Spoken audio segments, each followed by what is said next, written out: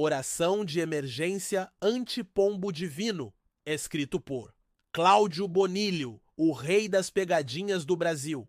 Alô, aqui é do Departamento de Intercessões Celestiais Urgentes. Falamos diretamente em nome do Altíssimo, com um comunicado sobre suas recentes orações. Detectamos que suas preces sobre encontrar uma vaga no estacionamento do shopping foram tão fervorosas que causaram um pequeno engarrafamento de anjos querubins na Rota Celestial 777. Isso gerou um medo terrível em um pombo-correio divino, que carregava uma mensagem importante sobre o significado da vida, e ele a deixou cair no umbral.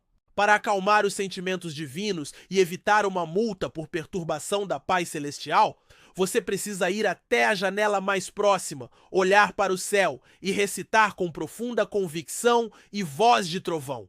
Grande Deus, perdoe meu desejo por vagas, prometo usar o transporte público e meditar sobre pombos por 3 dias. Este é um novo protocolo de contenção de desejos excessivos, garantindo que o tráfego angelical flua. Sua alma depende disso para evitar o purgatório das filas de espera. Caso não cumpra, seu GPS será permanentemente redirecionado para estacionamentos de templos lotados aos domingos e o único desejo que Deus atenderá será o de encontrar seus sapatos trocados de pé pela manhã.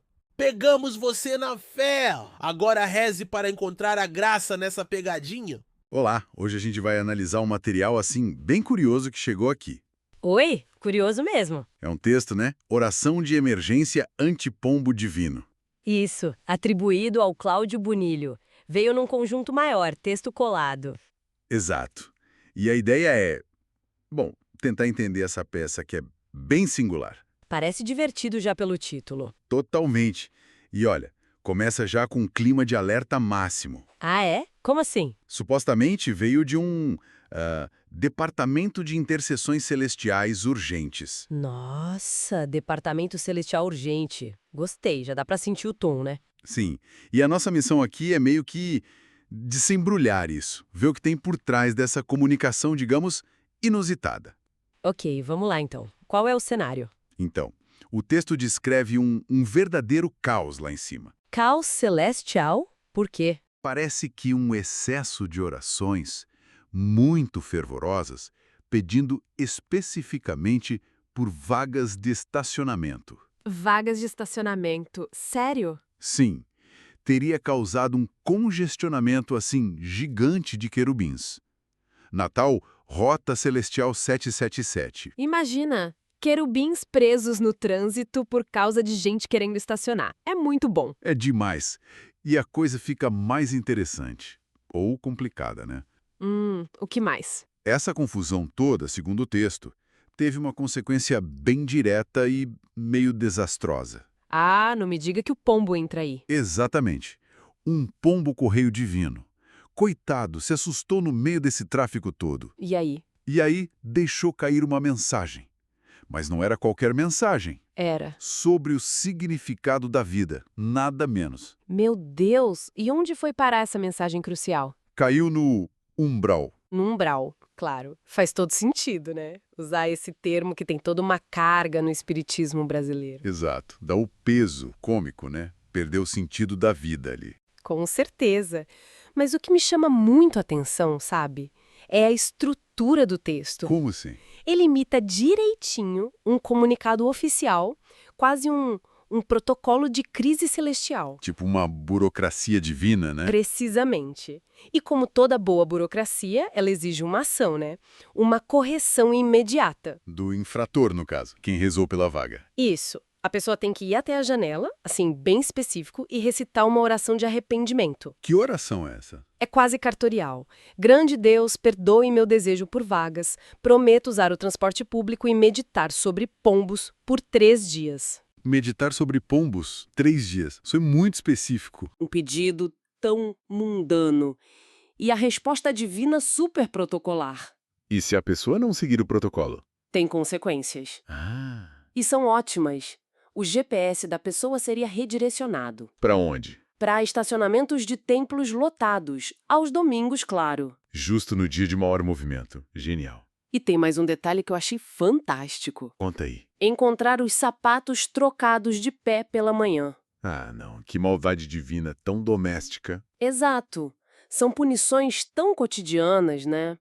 Quebra totalmente a solenidade que a gente poderia esperar. Reforça muito a sátira, né? Sem dúvida. Mas aí vem a grande virada. O pulo do gato. Tá lá na última linha. Que diz. Pegamos você na fé. Agora reze para encontrar a graça nessa pegadinha. Ah, então era tudo uma pegadinha. Que surpresa. Pois é, aí não tem mais dúvida, o texto se revela como uma brincadeira muito bem montada. E o autor? Sim, o texto ainda acredita o autor como o rei das pegadinhas do Brasil. Isso sela completamente a intenção, né? Faz todo sentido. Uma pegadinha bem elaborada usando religião. Sim, e se a gente olha isso num quadro maior, é interessante ver como o humor, especialmente aqui no Brasil, talvez, usa essas linguagens diferentes. Que linguagens você diz? Aqui a gente tem o sagrado, né? Deus, querubim, oração, umbral, misturado com o jargão burocrático, departamento, protocolo. E o cotidiano mais banal, que é a busca pela vaga de estacionamento. Exato, tudo junto de forma bem irreverente. Não é só uma piada sobre religião, é sobre a nossa linguagem também. Sobre como a gente lida com urgências, com essas pequenas obsessões. É uma forma de brincar com tudo isso ao mesmo tempo. Talvez até reflita uma tendência cultural, sabe? De desacralizar um pouco alguns símbolos, trazer para o humor popular. Entendi.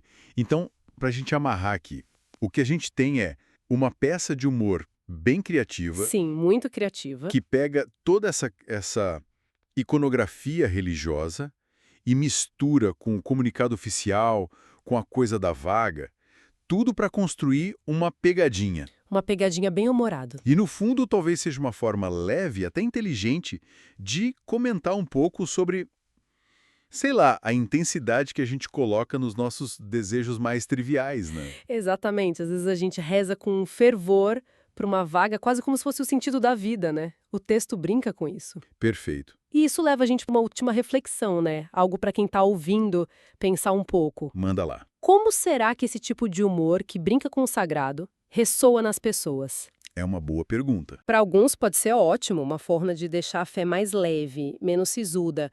Para outros pode tocar num ponto sensível, talvez parecer desrespeito. Depende muito da pessoa, né? Exato. Onde que está a linha? Entre a brincadeira, a crítica sutil, o desrespeito. Acho que essa fronteira varia demais, culturalmente, individualmente.